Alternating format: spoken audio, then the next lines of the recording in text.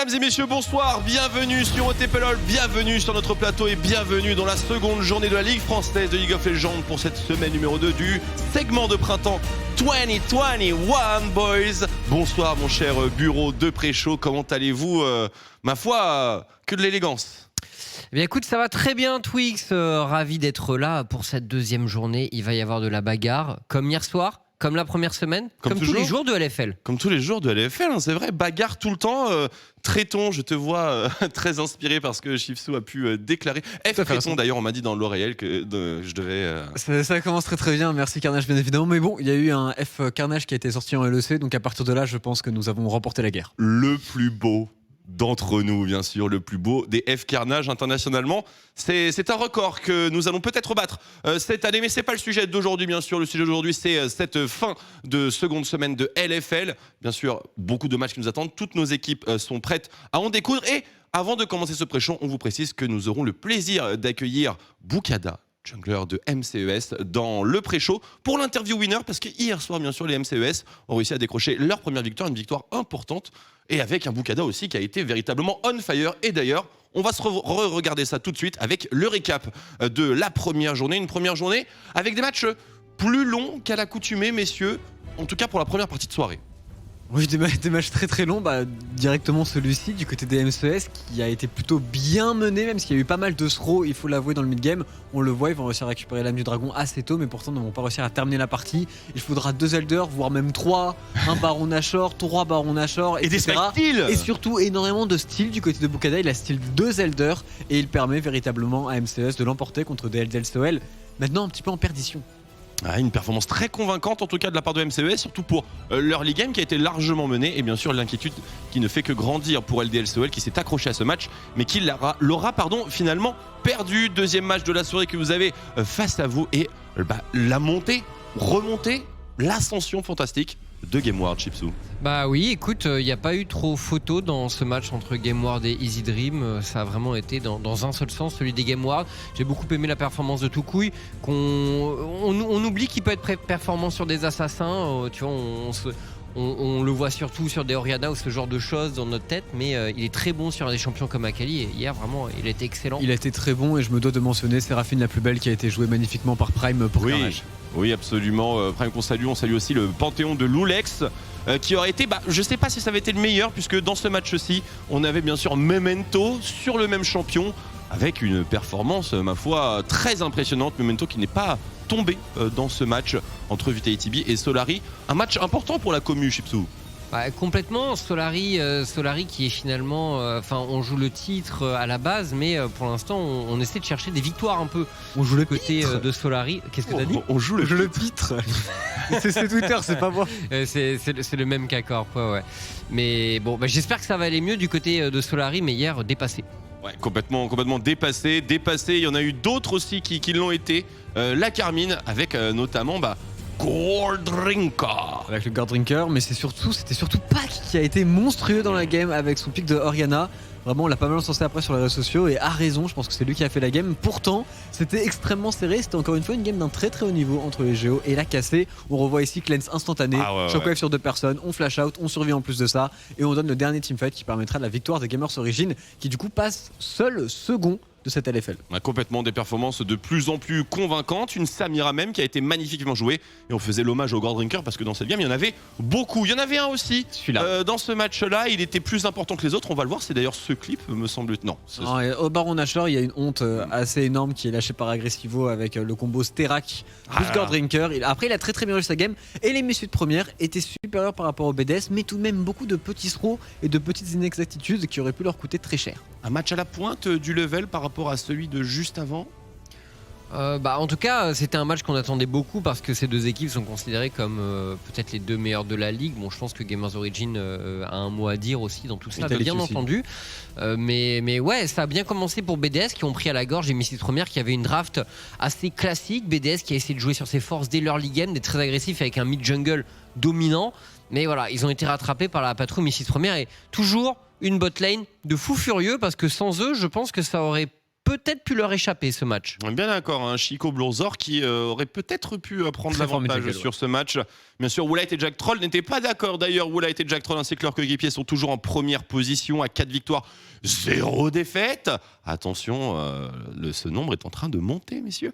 3 victoires, 1 défaite pour Gamers Origin, GameWard, Easy Dream, Carmine Corp, Team BDS et Vitality juste derrière. Ça fait beaucoup d'égalité à la 3e position. On referme la marche avec LDLCOL, Solari et MCES, toutes les 3 à 1 victoire pour 3 défaites. Donc, on commence à voir les premières tendances, comme on en parlait hier soir lors de la désintro de cette première soirée de seconde semaine. Des tendances qui vont être mises à rude épreuve. Aujourd'hui, on va vous en parler dans quelques instants avec l'agenda. Mais avant ça, pour commencer, on voulait faire un petit point sur les pics, les champions qui marchent le mieux et ceux qui marchent le moins bien, ceux qui sont le plus plébiscités pour les bonnes raisons et ceux qui le sont pour les mauvaises. On va commencer avec le premier résumé et il me semble que ce sont ceux qui marchent plutôt bien, ou en tout cas retiennent l'attention.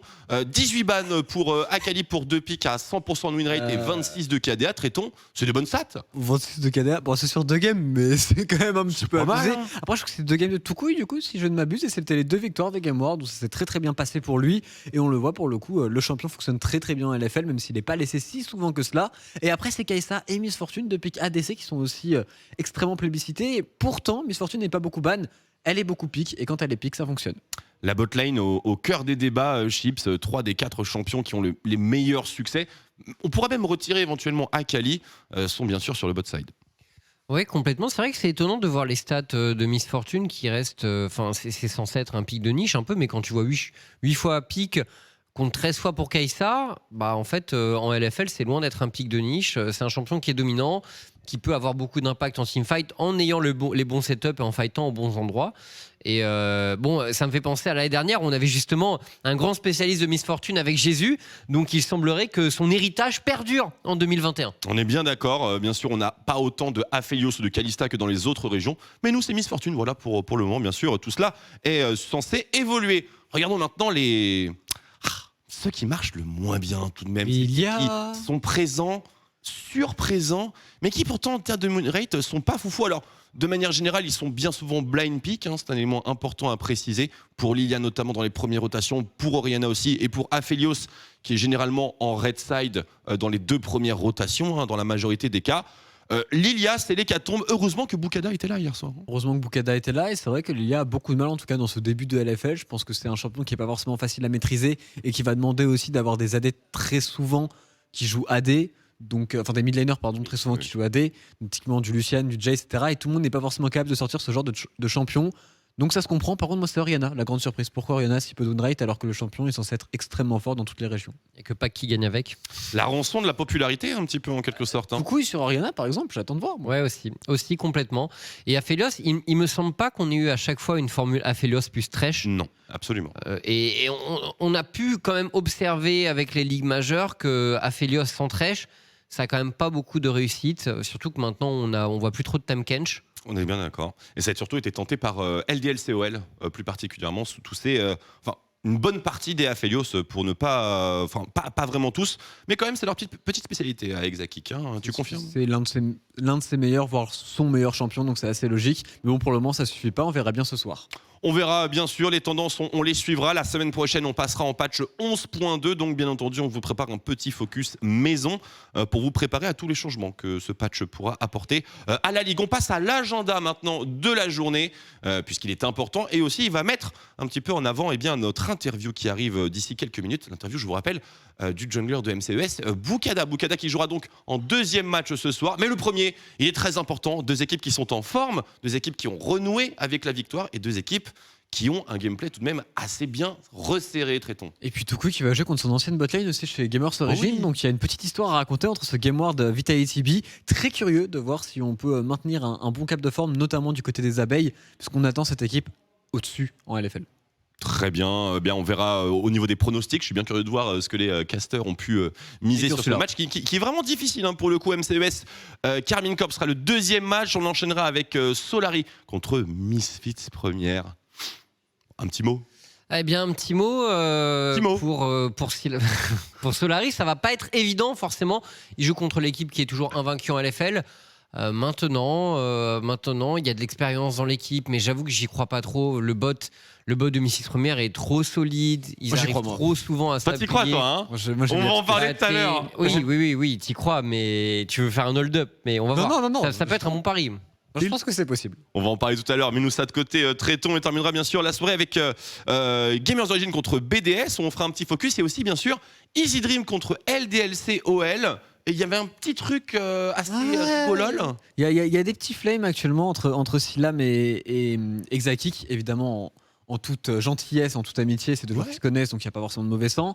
Mais globalement, il y a une petite vidéo du côté de Easy Dream disant que Exakik jouait très très mécanique, c'était cool. Du côté de Silam, il disait il est bon, etc. Mais je vais l'exploser plus ou moins. Je suis meilleur que lui. Et du côté de Exakik, on répond en mode tu joues que 2 champions par split, c'est ça frérot. Donc écoute, je suis très pressé de voir cette botlane. Et puis surtout, ça va être qui va reprendre le flambeau de Jésus, puisque c'est un petit peu ces deux ADC là en France que l'on peut attendre très très haut en LFL. Ah là là, que de belles histoires dans nos matchs ce soir. Et avant justement de se remettre vraiment bien ça en avant et de passer au teamfight à la loupe aussi que tu nous as préparé aujourd'hui, Tréton, on va pouvoir accueillir le jungler des MCES, un joueur qu'on a eu le plaisir de commenter avant la LFL, justement dans tes in-house, Tréton. On a le plaisir d'accueillir Bokada sur le plateau. Bonsoir Bokada, bienvenue sur le plateau de la LFL. Et on se remet en condition par rapport à hier. On fait comme si on était à la fin du match. Félicitations pour la victoire, l'ouverture du score pour le club. On t'imagine très content, bien sûr. Ouais, bien sûr, super content. Enfin, on gagne une game, du coup, ça fait beaucoup de bien au moral. Et donc, excité pour jouer la suite maintenant. Complètement. Et la suite, ce soir, bien sûr, vous avez un gros morceau. On va en parler après. On a bien envie d'avoir tes impressions. Mais on va parler un petit peu de cette game d'hier parce que déjà, l'affiche, bien sûr, était intimidante. LDLCOL, beaucoup de grands noms. Alors, certains plus vieux que expérimentés que d'autres. On dit pas vieux sur ce plateau. Et bien sûr, d'autres un petit peu plus frais. Mais pour toi, bien sûr, ça a été une game importante puisque tu as réalisé une super performance avec ta Lilia. Beaucoup de vols de dragon, un early game rondement mené, des tower dives qui étaient véritablement pixels. Alors que tu viens de le voir, c'est un pick qui marche pas forcément. Alors raconte-nous les secrets de la Lilia de Bokada justement dans ce match d'hier. Les secrets de la Lilia, c'est vrai. Et écoutez, c'est quelque chose qu'on n'avait pas en mode genre en scrim. Ça a bien marché. Je pense que ça doit être pareil pour toutes les équipes. Mais écoutez, hier, ça a marché. Après, la game était serrée quand même. Oui, bien sûr. C'est pas quelque chose qu'on a gagné facilement. Donc, on a eu un peu de réussite, mais au final, on a gagné. Donc, c'est bien passé. De la réussite sur les smites, tu veux dire? C'était pas seulement du talent. Pour nous, c'était du talent. Hein. Enfin, non, j'ai pas du talent quand même, mais il y a un peu de réussite. Après, bon, le pauvre, il devait stresser, etc.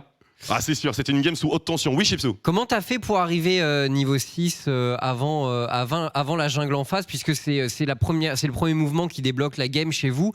C'est ton ulti qui catch Eika et Manati et qui fait la différence. Manati qui n'était pas encore niveau 6 à ce moment. C'est un moment, pour moi, c'est un moment très clé du match puisque vous commencez à prendre le contrôle de la game. Ouais, avec Lilia, du coup, je farm plus de Colaf. Enfin, Lilia, c'est un perso qui farm vraiment très très vite ses camps. Du coup, j'avais plus ou moins 1 ou 2 camps d'avance toute la partie, je crois. Puis j'ai pu avoir le carapateur quand il a respawn, ce qui m'a donné le camp d'avance. Du coup, je passais 6 et donc là, j'ai dit go fight, de fight side niveau 5. Et voilà, après, il s'est passé ce qui s'est passé. Il a été vite, Chipsou, il a été turbo vite. Oui, Tréton, t'as un truc à rajouter? Déjà, bien joué pour le match d'hier, Bokada. Et donc, tu viens de la Division 2. Qu'est-ce qui, pour toi, change le plus entre Division 2 et LFL? Le niveau, le sérieux, les scrims? Qu'est-ce qui change réellement pour toi dans ta vie au quotidien? Alors, déjà, je suis passé full time du coup, parce que l'année dernière, j'étais encore en cours, j'étais en Terminal S. Félicitations. J'avais les cours à côté. Merci. Donc, j'avais les cours à côté, donc déjà, c'est beaucoup plus sérieux cette année. Mais surtout, au niveau des équipes, c'est impressionnant parce qu'ils ont très vite les erreurs ici.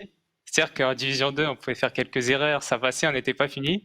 Ici, on fait une erreur. Par exemple, une équipe comme Gamers Origin ou Itachi, ils vont nous punir directement, on n'aura pas le temps de réagir. Et ouais, c'est juste impressionnant. Les gens sont très réactifs et ils punissent bien les erreurs.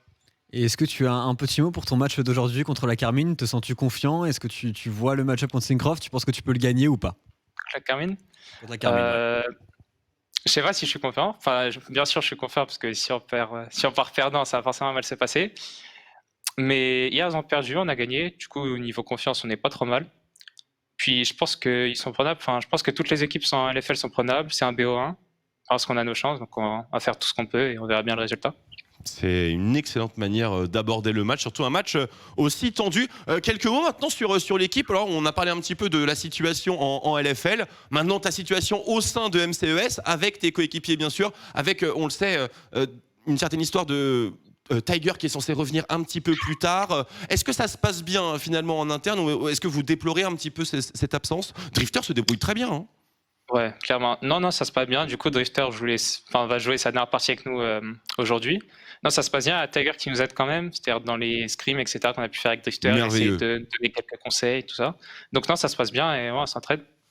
Ben, écoute, c'est une excellente nouvelle, on a vraiment hâte de le découvrir. Bien sûr, on félicite Drifter pour le fait de jouer 2 ligues en même temps. On sait que c'est relativement éprouvant. Bah, écoute, Boukada, on sait que tu as un match assez costaud à préparer, donc on va te laisser retourner à tes coéquipiers. Mais voilà, on te laisse la parole pour terminer cette interview. Si jamais tu veux remercier des personnes particulières ou peut-être passer à l'attaque au niveau de quelqu'un, la parole est à toi. Ouais.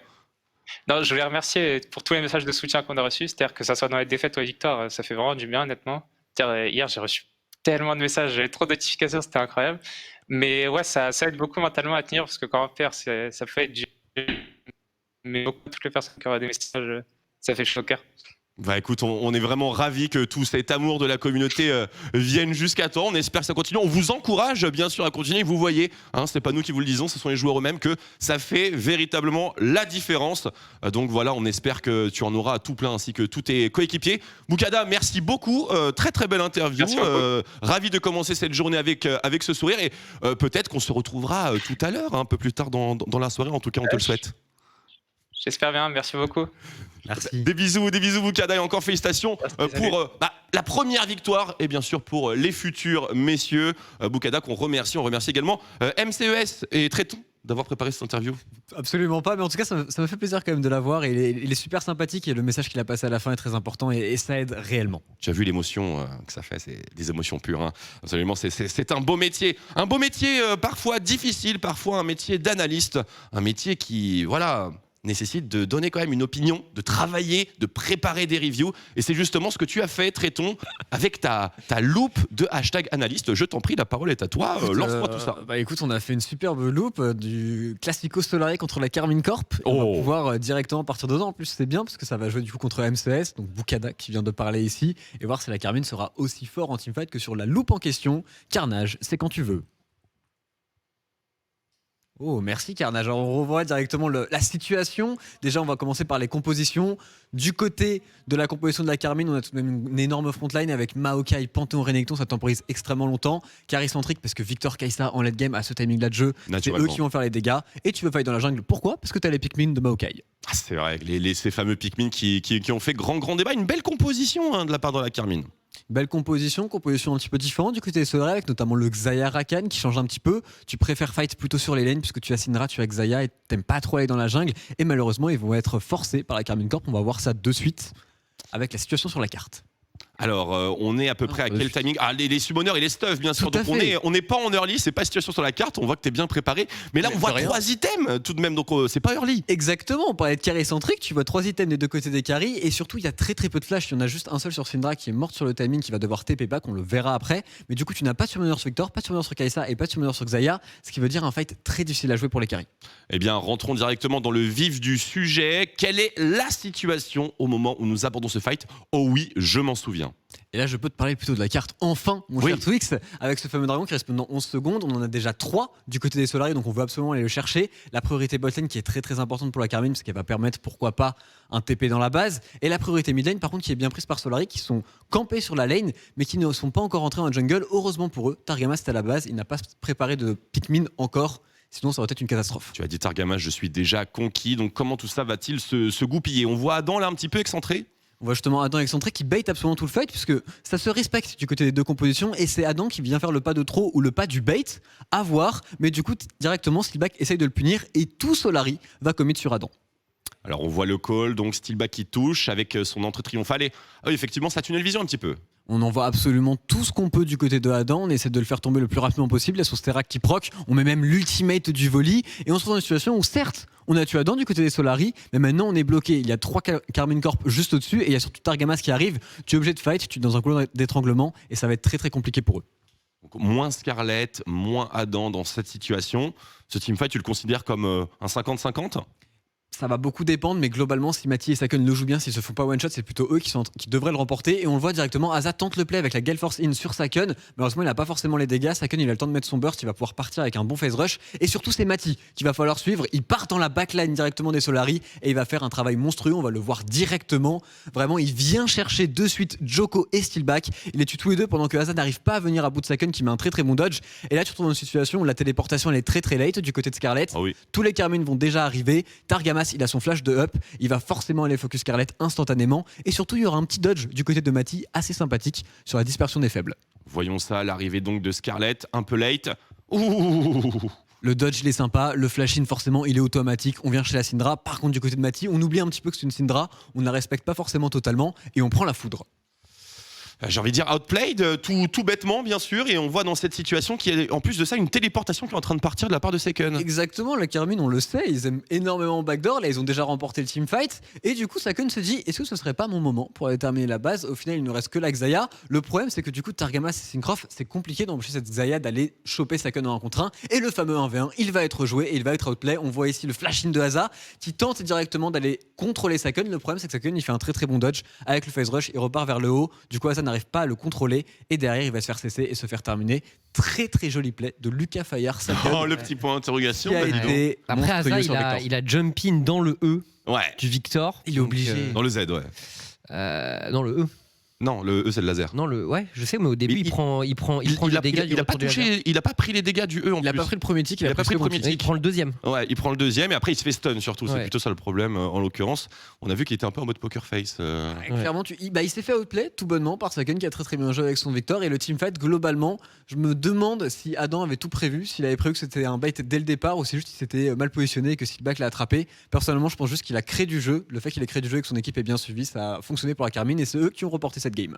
Adam qui n'était pas véritablement une condition de victoire dans ce teamfight, a fortiori. On demandera à la K-Corp un petit peu ce qui s'était passé en backstage sur cette situation. Parce que c'est vrai que c'était un match absolument godlike. Oui, Chipsou.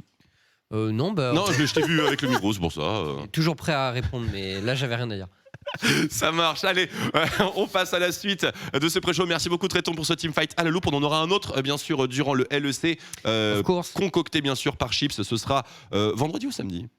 On le passera samedi et concocté par moi et par quand même Tréton qui est par... Et John 10 au passage qui fait toutes les vidéos. Voilà, c'est ce que j'allais dire. Les vidéos sont vraiment très très stylées. John 10, voilà, qu'on embrasse, Réa qui aide énormément. Enfin tout le monde, hein, bien sûr, vous reconnaîtrez. Des bisous, on ne serait rien sans vous. Littéralement. Donc maintenant on passe au focus de la journée. Est-ce que vous vous souvenez de l'agenda? Parce qu'il y a un énorme match qui vient conclure cette deuxième journée de seconde semaine. On vous le rappelle rapidement, Gamers Origin contre BDS, c'est notre focus de la journée, puisque c'est pas vraiment notre focus de la semaine, c'était hier. Regardons directement en détail le versus, l'opposition, qui par rapport au match d'hier est quand même nettement plus entre guillemets cohérente, étant donné que les deux équipes ont la même tendance, à peu près le même game time. Mais bon, pas forcément la même réussite au niveau des objectifs. C'est deux équipes qui ont un très très bon niveau et qui se ressemblent beaucoup. Certes, on a moins d'objectifs du côté de BDS, mais en termes de gold à 15 minutes, c'est la même avance, le même temps de jeu comme tu en parlais. Et du coup, ça va être très compliqué de vraiment dessiner une tendance dans ce match, même si Gamers Origin semble un petit peu au-dessus. Et ça démarre directement des mid-jungle, et je crois qu'on va pouvoir en parler un petit peu plus. Complètement, les mid-jungle qui sont extrêmement importants dans ces deux line-up, particulièrement, j'ai envie de dire, pour BDS, puisqu'on a surtout vu Chico et Blurzor un petit peu débordés au sein de leur équipe. L'opposition, bien sûr, face aux Gamers Origin, elle va être ce qu'elle est. Comment est-ce que tu la pressens? Comment est-ce que vous la pressentez? Déjà, je pense que les champions de BDS seront... Enfin, sur ce qu'on a pu voir des deux équipes, je pense que les champions de BDS seront un peu plus agressifs sur le mid-jungle. Parce que finalement, on voit pas qu'il prend beaucoup des match contrôle. Oui. Alors, ça peut être agressif, bien sûr, mais dans l'idée d'un 2v2, pour moi, un Lucian Nida sera toujours... aura plus d'impact qu'un match contrôle plus X jungler. D'accord. Maintenant, c'est des pics assez all-in qui choisissent les BDS et il faut réussir à les faire fonctionner. Et vu le niveau de Kirei et de Pac, je dirais pas non plus que c'est fait à 100%. Ça a l'air d'être un peu plus flexible du côté des Gamers Origin, comme le dit Chipsou. Est-ce qu'on est bloqué entre Chico et Blurzor avec Nidade et Jungle AP traitement? On est bloqué avec Nidalee en tout cas, il focus vachement sur Nidalee. On voit un petit peu les stats de Jungle Proximity qui sont très intéressantes entre les deux équipes. Et à voir, est-ce qu'on va vraiment laisser à Nidalee de Blurzor? C'est tout de même Gamers Origin. Glopo est censé très bien connaître le joueur. Oui. À voir si on prend le risque ou non. On l'a vu beaucoup jouer sa Nidalee. Il y a moyen qu'il y ait un ban qui parte. Ça me semblerait tout à fait cohérent. Pour ceux qui connaissent la scène française, généralement, la Nida de Blurzer, même à ton époque, il me semble, était déjà. À des époques, il a toujours été bon. Parce que Skins, Stinks et Blurzer sur Nidalee sur les signes, les trois, c'est quelque chose. On est bien d'accord, on verra bien sûr ce que les équipes choisiront ce soir. On avance, Carnage, je t'en prie, tu peux shoot, on peut y aller. Il nous reste plus énormément de temps, mais on va continuer sur ce focus en mettant un petit peu en opposition les profils individuels. Alors, la Champion Pool de Kirei, sans fond finalement. Il peut quasiment tout jouer, je pense, Quasiment dans la tout méta. Il est très à l'aise. Il a peut-être une moins bonne Nidalee que Blurzer tout de même. Maintenant, à voir ce qu'on va jouer. On le voit du côté de Blurzer, ça ne joue que des jungle AP pour laisser de l'AD sur la mid lane. Ça va être une des grandes questions aujourd'hui. Est-ce qu'on continue sur ce format, sur ce schéma du côté de BDS? Des profils similaires au niveau de la répartition de dégâts, mais tout de même, Chips, tu es plutôt Team Kirei ou Team Blurzer pour cet affrontement? J'ai vraiment trouvé Kirei impressionnant. Après, Géo a plus gagné que BDS. On lui a mis 2 MVP, je crois, Kirei. Oui, tout à fait. Il me semble. Mérité. Mérité. Honnêtement, je trouve les deux junglers très bons. Après, Kirei m'a plus donné une impression d'être instoppable. Maintenant, Blurzer est peut-être un peu plus fou dans ses tentatives. Tu vois, sauter entre une T1 et une T2, c'est peut-être plus son style. Donc peut-être qu'il est capable d'aller un peu plus loin dans l'idée. Est-ce que c'est un plus ou un moins? Ça dépend de chaque situation de jeu, j'ai envie de dire. Mais Kirei contrôle vraiment super bien le match. Donc plutôt Team Kirei. Maintenant, on a un beau duel. On verra bien sûr ce que Blurzer aura proposé face à une de ses anciennes équipes. Bien sûr, son équipe de cœur, on peut estimer, j'imagine. Il a passé tellement d'années chez Gamers Origin. Donc il s'en super bien. Puis même, il y a un fan club et tout. Le match, c'est très très important pour lui, très clairement. On est d'accord. On passe maintenant au mid laner pour terminer ce focus. Bon, traitons. Il y a Papy, il y a Pac. On ne sait pas que choisir, mais en tout cas, on a la magie contre les dégâts physiques. Et on a surtout beaucoup de bans Zoé qui partent sur Pac. Est-ce que ça va continuer aussi du côté Xico ou est-ce qu'on va jouer un match-up? Est-ce qu'on va essayer de lui rentrer dedans un minimum? À voir, mais c'est un match-up qui est super intéressant. Pour moi, c'est parmi les 2 mid-laners qui jouent le mieux actuellement dans la ligue et qui portent le plus leurs équipes. Donc forcément, il y aura un focus tout particulier sur la mid-lane. On l'a vu, le mid-jungle va décider normalement du match. À voir du côté de Gamers Origin comme peut-être une botlane un petit peu plus forte si on devait regarder toutes les équipes. Mais globalement, avec le match qu'a fait hier Xico, avec le match qu'a fait hier Pac, j'attends vraiment l'affrontement. La mid lane est absolument merveilleuse en LFL. D'ailleurs, on faisait le compte un petit peu avec Chips sur les mid laners francophones. On est bien. Et en LEC, peut-être un jour. Et pourtant, il y a eu une longue époque où on n'en a pas eu beaucoup des mid-laners. Complètement. On en parlera après, messieurs. Je suis désolé, je vous interromps parce que je voudrais pas louper les pronos avant de lancer la soirée parce que les pronos, on y va tout de suite. Ça essaye de clutch, mesdames et messieurs. Ça essaye de clutch aujourd'hui. Et je pense que les premières tendances vont se dessiner. Robébou, toujours en tête, très très loin, même devant Twitter. Derrière un énormissime peloton des 60-65%. Marex qui referme la marche honteusement à 50%. Mais vous voyez ici au niveau des paris, donc Chips à l'ouverture, Team Gameward. Ensuite, on follow Easy Dream pour l'affrontement LDLC-OL. Et enfin, on termine la soirée avec une victoire de BDS. Et de ton côté, Tréton, on n'est pas d'accord avec Chips du tout. Non, il y a un Solari et on clutch. Glissé, mais je pense, en fait, en termes de mentalité, Misfits sont en mode on est intouchable, on est trop fort. Solaris, s'ils se réveillent pas maintenant, ça va commencer à être tard pour leur saison. Donc s'ils doivent se réveiller, c'est sur ce match-là. Et pour moi, il y a un monde dans lequel ils prennent la game face aux Misfits. Il y a un monde. Est-ce que ce sera le monde d'aujourd'hui? Traitons, on te le souhaite bien sûr. Les clutches, c'est toujours absolument merveilleux. Donc, meilleure réussite. Voici nos pièces, en tout cas nos enjeux, nos croquettes qui ont été un petit peu misées sur les matchs de ce soir pour suivre les vôtres. Je pense que nous approchons de l'heure du match. On a bien sûr tous les contenus vidéo. Et d'ailleurs, on va vous mettre directement dans l'ambiance. Mesdames et messieurs, cette seconde soirée de LFL pour la semaine 2 du segment de printemps 2021 est sur le point de commencer. Le match d'introduction dans quelques instants. Gameward face à Vitality. On se retrouve bien sûr pour la draft sur ce plateau dans quelques minutes. À tout de suite.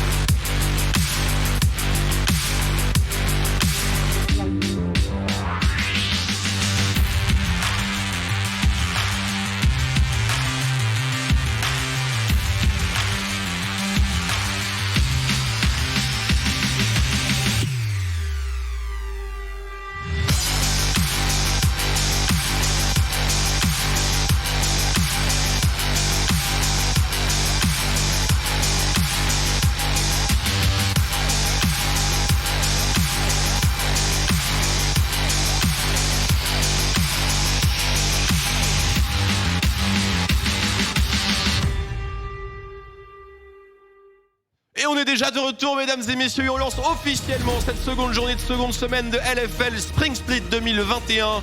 Le premier match d'introduction Game World contre Vitality est en train de se préparer. Au cast, vous aurez Shifts et Robalas qui vont bien sûr vous mettre dans l'ambiance pour toute la soirée. Et du coup, on a le plaisir d'accueillir sur ce plateau Rexma Marex, DJ Marex, d'une élégance absolument sans nom. Félicitations, bienvenue. Merci d'être avec nous. Merci à toi, pareillement. Bonjour à tous. Comme d'hab, un plaisir d'être là. Chaque match qui va être un régal, on attend que ça. Et... On attend que ça et juste let's go. Alors, on a vu au niveau de tes pronos, Marex, tu comptes te ressaisir un jour ou pas? Alors moi, je vais donner quelques facts. 50%, ce n'est pas si mal que ça. C'est le début, moi je scale. Et dernière saison, il y avait 10 personnes, j'étais à un prono d'être premier. Donc ça va, en vrai. T'avais bien misé le late game, c'est vrai, je dois avouer que c'était pas... Mais on va remonter tout ça, On va voir ce que tu as choisi. Enfin, on a vu ce que tu avais choisi aujourd'hui. Tu as été moins fifou que Chips et Tréton. Donc, logiquement, il y a quelques pourcentages qui vont être grattés. Ça tente des choses. L'agenda d'aujourd'hui, tu l'as vu, Marex, on a vraiment que des superbes matchs. On vous les rappelle très très rapidement. D'ailleurs, si on peut passer l'agenda avant de passer dans la draft, c'est tout bon. C'est tout bon. On prend donc match d'intro, je vous l'ai dit il y a quelques instants. Game World, Vitality B, MCES, Carmine, Solari, Missis Première, Easy Dream, LDLCOL. Et enfin, on termine avec GOBDS, pardon. Voici l'agenda, voilà, que vous soyez bien prêts. T'as un petit match préféré, Marex, pour ce soir? Petit match préféré, je dirais... En vrai, le premier m'intéresse beaucoup. C'est deux équipes qui peuvent vraiment flamber après le début qu'elles ont eu, surtout les deux en fait. Donc match super intéressant selon moi. Bien d'accord. Tous les matchs, je les attends. En vrai, ils sont tous cool. Ouais, je trouve qu'on a un superbe sandwich ici avec deux superbes matchs en intro et en outro et au milieu, bien sûr, que du plaisir. Donc ce premier match, bien sûr, on va en parler un petit peu plus en détail puisque c'est le seul sur lequel on n'est pas repassé. Hier soir, les Game World ainsi que les Vitality B ont remporté respectivement leur match. Et j'ai envie d'ajouter avec une certaine aisance. Voilà, Vitality B qui aura particulièrement été convaincant. Côté Game World, bien sûr, il y a eu beaucoup de belles choses aussi, mais peut-être une draft un peu plus agréable pour les Game World hier soir. Il y a ce côté, il y a Akali qui est open pour tout couille et je pense que ce sera pas forcément encore le cas en LFL. Il a déjà 2 victoires dessus sur 2 pics joués. Maintenant, du côté de Vitality, c'est peut-être enfin le Vitality qu'on attendait depuis le début de la saison. J'ai l'impression. Smiley, Slin joue vraiment très très bien. C'est une botlane qui fait très très peur. Après avoir la réponse qu'on peut avoir en face, on a vu de la Seraphine hier du côté de Prime. Est-ce qu'on repart dessus? Est-ce qu'on n'a pas peur de se faire punir très très fort par Slin si on joue ce genre de champion? Eh bien écoute, Slin qui bien sûr a régné en maître sur les botlanes de LFL pendant de nombreux mois, voilà, on va dire mois, simplement pour ne pas dire années et s'humilier soi-même. Mais je suis tout à fait d'accord, il va falloir vraiment faire attention pour les Game World parce que cette botlane, elle est pas gratos comparée au précédent match, bien sûr. Pour l'instant, les Game World ne se sont pas particulièrement distingués par le bot. Bien sûr, ils ne se sont pas fait exploser ni rien, évidemment. Mais côté Vitality B, on a bien l'impression que c'est une arme très très importante pour l'équipe. Il n'y aura pas de Panthéon cette game. Les deux junglers, Lulex et Memento, hier ont fait une game exceptionnelle, respectivement sur Panthéon. C'était du grand Panthéon et là il est directement retiré. First pick Kai'Sa du côté de Game World, c'est classique. Et c'est Akali qui a passé la première phase de draft de ban. Et qui n'est pas first pick du côté de Game World. On préfère la Kai'Sa. Alors forcément c'est un très bon pick pour Elam, mais c'est aussi un très très bon pick pour Smiley. Je pense pas qu'on veuille lui laisser la Kai'Sa. On est d'accord, hâte de voir la réponse Vitality B sur Kai'Sa, qui est un pick très problématique. Est-ce que c'est justement là qu'on sort les misfortunes ou autres joyeusetés pour les Link Phase? On verra bien sûr l'approche du MVP 2020. Talia est passé. Tout de même, Talia est passé, tout à fait, parce qu'il y a Gragas Panthéon, Nida Olaf Thresh, Talia Open, avec un Renek peut-être pour Raven. Peut-être. En jungle de l'autre côté, il reste quoi fort dans la méta? Il reste Lilia, ce sera sans doute là-dessus qu'on partira. Graves, ça paraît compliqué contre Talia, c'est pas le match-up qu'on veut. D'accord. Vraiment. Et Karim peut-être qui fonctionne. Et Karim peut-être qui fonctionne correctement contre Talia. Et Karim, c'est vrai, pour Hard Engage, ça peut être pas mal. Xayah. On aurait pu avoir un topside auto-assassinat avec Renek Talia. Ça m'a l'air d'être une option agréable. En plus de ça, Raven ne s'est pas montré particulièrement à l'aise dans les précédentes games. Le mettre safe sur un Renekton, c'était peut-être un bon bail. Sachant que le Gragas est sorti première phase de ban. En plus de ça. J'ai l'impression que Vitality B essaye de bait la Akali. Et en termes de réponse à la Akali, Diplex est capable de jouer... Non, il est capable de jouer Kiana notamment. Il le joue en solo queue. C'est vrai. Et Kiana Talia contre Akali, je pense que c'est pas facile pour la Akali de jouer. La meilleure Kiana en Europe, Diplex? Possible. Non, c'est Nucléaire. Nucléaire, vraiment, pour le coup. Nucléaire. Et Diplex est très bon aussi. Très bien, en tout cas on aura la Akali de Toucouille, on aura également un Renekton pour Irrelevant sur le top side, donc très intrigué de ce que Raven va nous proposer. A priori il n'y a qu'un Gangplank qui rentre un petit peu dans la machine contre un Renek, vu qu'il n'y a plus Gragas. Éventuellement Volibear aussi, on va voir bien sûr ce sur quoi il est le plus à l'aise. Gnar, ça marche. Le Gnar aussi qui renaît en saison 11, j'aurais peut-être pu avoir un Horn aussi également, mais voilà, on sécure ce pick maintenant, on veut pas se prendre 2 bans dans la figure du côté de Raven. Pour l'instant, une draft assez équilibrée, pas trop de surprises. Et encore une fois, Toucouille sur cette Akali. 3e fois qu'il la joue. Et il fait vraiment le taf avec. Il a plus vraiment cette étiquette de only match control, etc. Ouais. C'est sa méta. Parce que cette méta-là, c'est pas forcément celle qu'il préférait, mais avec sa Akali, il est clean jusqu'à maintenant. Et pour l'instant, vous direz que la game est encourageante pour une Akali. On a quelques mines où il faut faire attention, une envolée de plumes un peu dérangeante, un méga Gnar, mais en soi, pas de hard CC ciblé a fortiori. Donc une Akali qui est plutôt flex ici. Pour le moment, il est très très bien. Après avoir Huslin, notamment le pic de Nautilus qui pourrait quand même beaucoup gêner une Akali. Et encore une fois, moi j'attends la Kiana réellement du côté de Diplex pour essayer d'empêcher au maximum Toucouille de jouer. Sylas, il faut pas oublier, Sylas c'était une des très bonnes réponses à Akali pendant de nombreux mois aussi. À l'époque où il était un peu turbo broken également. On en a vu beaucoup au début de la LFL, ça a vraiment été une catastrophe à chaque fois. Là on va peut-être notamment par Diplex il me semble. Sauf que cette Akali aussi elle a eu un coup parce que finalement on n'a pas piqué le jungle et là Lilia et Karim qui sautent, c'était les 2 options qu'on voyait. Je sais pas trop sur quoi Loulex va se rabattre. Voilà, honnêtement, c'est compliqué. Même son Panthéon est out. Il a pas Nida, il a pas Olaf, il y a 4 bans jungle du côté de Vitality B. Il va falloir aller chercher très loin dans le champion pool. Il avait pas joué un Lee Sin ? Bonne question. Il y a peut-être un Lee Sin, après un Lee Sin contre Talia. Un Ivern peut-être pourrait sortir, je sais pas. Qu'est-ce qui reste de fort finalement ? Pas grand chose. Rien. En jungle, il y a rien. Ivern, c'est pas mal. Ivern c'est ok, là la Moonstone etc sont pas encore nerfés. Vous avez vu les bot lane de l'Amérique du Nord Academy ? Non. Alors là, vous avez pas vu ? C'est normal, il y a que 2000 personnes sur le stream. Ça c'est absolument honteux. Mais tu y étais ? J'y étais avec le Chips d'ailleurs, parce qu'évidemment on fait bien notre métier. Et nous avons eu des bot lane Séraphine Lulu contre Soraka Karma. Ah ouais. Les 4 avec Moonstone. Le gameplay. Ouais, c'était grave broken. En Europe, la botlane Vitality train Senna Séraphine. Apparemment, il y a vraiment un vrai bail. Ou le prélo. Tréton. Horrible. Tréton, va falloir te mettre. Je ne ferai pas ça. Bard all the way. Bien vu pour le Lee Sin de Loulex qui le est validé. Et le Galio aussi du côté de Huslin. Prime qui me rend hommage, bien sûr, aujourd'hui. Il a vu mon cosplay. Vous avez pas vu mon cosplay Séraphine ? N'allez pas le voir. En Carnage, si tu trouves mon cosplay Séraphine, non. Libre à toi de le passer. Voilà, on échangeait un petit peu avec Prime et j'avoue que je suis très honoré. Voilà. Carnage qui se trémousse dans sa régie devant ses 25 écrans avec ce pic Séraphine qui se frotte les mains. Et le Nautilus, vous l'aviez prédit, donc on a vraiment du gros hard CC qui est arrivé. Il y a aussi du hard CC avec Larel, bien sûr.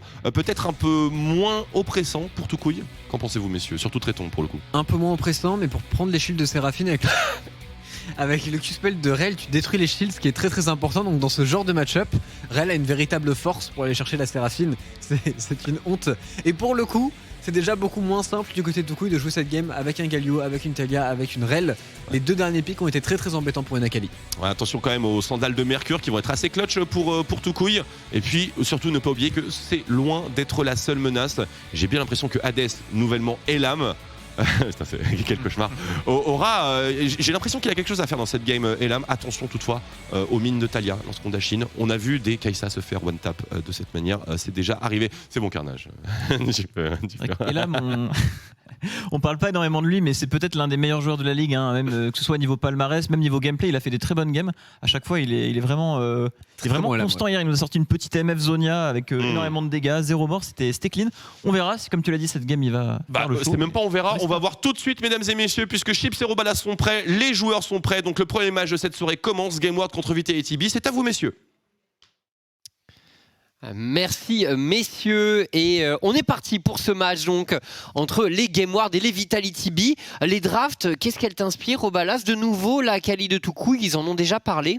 La Akali, en fait, j'ai un peu du mal à comprendre pourquoi on la laisse. Parce que même, c'est pas forcément que en LFL, c'est un peu dans toutes les régions que la Akali, elle est sortie. On a vu Toucouille déjà 2 fois dessus. On a vu 100% de win rate pour l'instant. C'est les 2 victoires de GameWard. Ouais. J'aime bien l'idée de la laisser pour essayer de la contrer, mais je pense qu'avec les mythiques, je pense qu'il y a moyen de jouer avec un Conqueror, et je pense que sur la front lane, ça peut faire quelque chose à Akali. C'est pas parce qu'il y a du CC qu'ils vont pouvoir vraiment la shutdown. Du coup, pas à voir. Peut-être que c'était préparé. Et on est parti écouter, on va discuter de tout ça en game. GameWard contre Vitality B, c'est maintenant.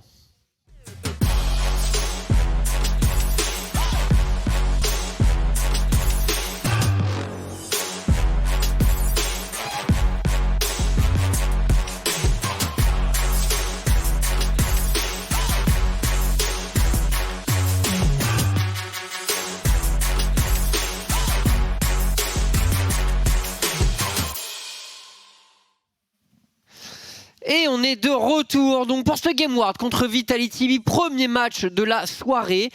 Et on en parlait, cette Akali juste avant, Roba. Bon, c'est vrai qu'en plus de ça, maintenant qu'elle se build pas mal avec Rocket Belt, un dash supplémentaire pour un champion qui en a déjà beaucoup et qui a beaucoup de moyens de se faufiler entre tout le monde. Pour un joueur très en forme et doué comme Toucouille, ça peut faire la différence et ça peut rendre fou. C'est difficile à catch une Akali de nos jours. Ouais, après il est parti sur Fleet, donc je pense pour la lane, je pense sincèrement qu'il aurait pu se permettre de jouer Conqueror contre un Galio. Et je sais pas, je pensais potentiellement à Riftmaker, créateur de failles, je crois en français. Ouais. Ça pouvait être une option dans le sens où ils ont 3 grosses front lane mêlées, dans le sens où il n'est pas obligé de partir vraiment dans cette optique assassin backline dans cette game là. Mais bon, on va voir ce que Toucouille décide. Pour l'instant, ça lui a plutôt bien réussi. Mais je pense que si ça a été laissé, si on l'a laissé du côté de chez Vitality, c'est que ils ont prévu quelque chose et que ça a été un petit peu travaillé à mon avis.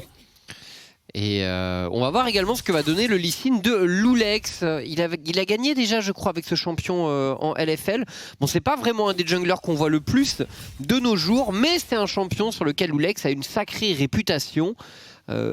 Et c'est vrai qu'il y avait énormément de bans dans la jungle, donc on a dû retourner un peu là-dessus. Curieux de voir ce que ça va donner, puisqu'on a finalement un mid-jungle hyper explosif du côté des GameWard, avec beaucoup de dégâts, le mix dégâts physiques, dégâts magiques en plus de ça. Donc j'attends beaucoup de choses honnêtement de la part de Toucouille et Loulex. Ouais, surtout que la Akali contre le Galio, je pense que c'est... Le pick Galio contre Akali, c'est pas mal dans le sens où il va pouvoir taunt, surtout combiné à la Talia, potentiellement, ça va pouvoir avoir un potentiel de punition sur Toucouille. Mais la Akali, elle a la pris en early. On va voir, est-ce que le Lee Sin va peut-être essayer d'aller bouger un petit peu la Talia pour l'instant. On voit qu'avec la pris au top, on a des infos. Le Lee Sin, pour l'instant, il est en full clear bot side. On va voir. Il est bien plus lent à full clear qu'une Talia. C'est aussi pour ça que Lee Sin n'est pas forcément beaucoup joué en ce moment. Quand il y a des Talia, des Lilia, c'est un petit peu compliqué pour Lee Sin de suivre le rythme. Mais là, Loulex qui est spot, peut-être qu'on peut se servir de cette information pour Vitality pour essayer d'exploiter quelque chose sur la map. Une des questions qui se pose aussi, c'est quel crabe va vouloir jouer Memento finalement. Est-ce qu'on veut jouer sur le côté du Lee Sin? On voit cette grosse wave qui est en train de stacker après le bounce sur la top lane. Raven, a priori, vu sa situation en termes de charge de Mega Gnar, il devrait pas pouvoir défendre la jungle top side. Donc là, ça pourrait double scuttle pour Loulex à ce rythme-là, avec la domination de Toucouille sur la mid lane. Ouais, Toucouille qui arrive à prendre pour l'instant le meilleur du match-up. On voit que Memento fait un back, à mon avis il va essayer de se servir de ce back pour courir au Carapateur bot side, parce qu'on voit la bot lane Vitality qui a réussi à récupérer le push après le bounce de la wave, et du coup je pense, il ping le Carapateur, ça va être joué bot side. Je pense qu'on va trade et Loulex va finir son top side lui aussi, il est vu, donc normalement ça devrait trade un Carapateur de chaque côté. Ouais, et pas grand chose d'autre à signaler. Euslin, il a une ward, ok, il va la mettre au niveau des Krugs. Et je pense pas que la ward dans le buisson mise par GameWard ait pris l'information sur cette ward des Krugs. Parce que Skin qui va pouvoir faire un reset.